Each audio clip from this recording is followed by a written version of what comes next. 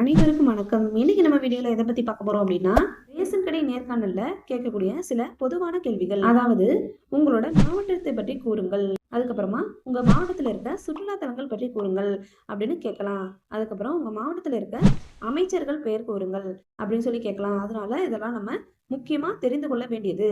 வாங்க வீடியோக்குள்ள போகலாம். இன்னைக்கு நம்ம புதுக்கோட்டை மாவட்டத்தை பற்றி பார்க்கலாம்.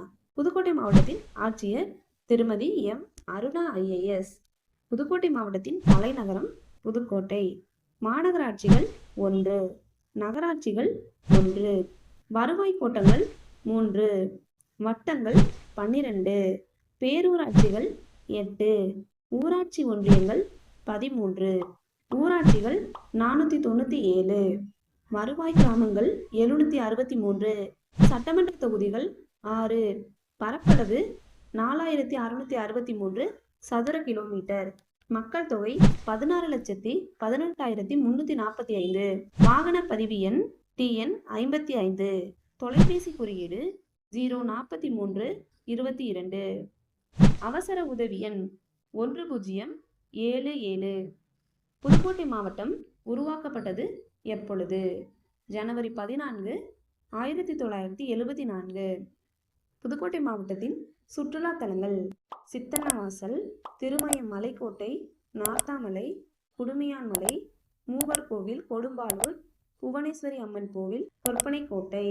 இதுதான் புதுக்கோட்டை மாவட்டத்தின் சுற்றுலா தலங்கள். அதுக்கப்புறமா தமிழ்நாட்டின் மாநில பழமான பலாப்பழ விளைச்சல்ல புதுக்கோட்டை மாவட்டமானது முதலிடத்தை பெற்று நிகழ்கிறது. அடுத்தபடியாக தற்போது அமைச்சர்கள் பற்றி பார்க்கலாம். மாண்புமிகு அமைச்சர் எஸ் ரகுபதி அவர்கள். இவர் சட்டம் மற்றும் நீதிமன்றங்கள், சிறைகள் மற்றும் ஊழல் தடுப்புத்துறை அமைச்சராக இருக்கிறார்.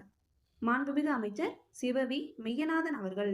இவர் தமிழ்நாடு பிற்படுத்தப்பட்டோர், மிகவும் பிற்படுத்தப்பட்டோர் மற்றும் சீர்மரபினர் நல்வாழ்வுத்துறை அமைச்சராக திகழ்கிறார். இதுவரைக்கும் புதுக்கோட்டை மாவட்டத்தை பத்தின சில முக்கியமான தகவல்கள் பத்தி பார்த்தோம்.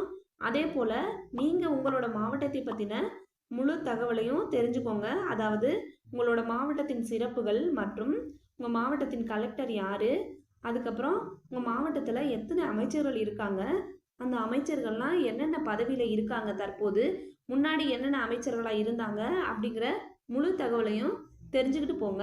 மேலும் ரேஷன் கடை நேர்காணலில் இதுவரைக்கும் கேட்கப்பட்ட கேள்விகள் மற்றும் சில முக்கியமான கேள்விகளை தொகுத்து நம்மளோட சேனலில் வீடியோவாக போட்டிருப்போம். அதை லிங்க்கை டிஸ்கிரிப்ஷனில் கொடுத்துருக்கேன், மறக்காமல் பாருங்கள். நன்றி. இந்த வீடியோ உங்களுக்கு பிடிச்சிருந்தா மறக்காம லைக் பண்ணுங்க, உங்களோட ஃப்ரெண்ட்ஸ் அண்ட் ஃபேமிலிக்கு ஷேர் பண்ணுங்க. இது போன்ற பல பயனுள்ள தகவலை தொடர்ந்து பெற நமது டிஎன் ஜாப் அப்டேட் சேனலை மறக்காம சப்ஸ்கிரைப் பண்ணுங்க.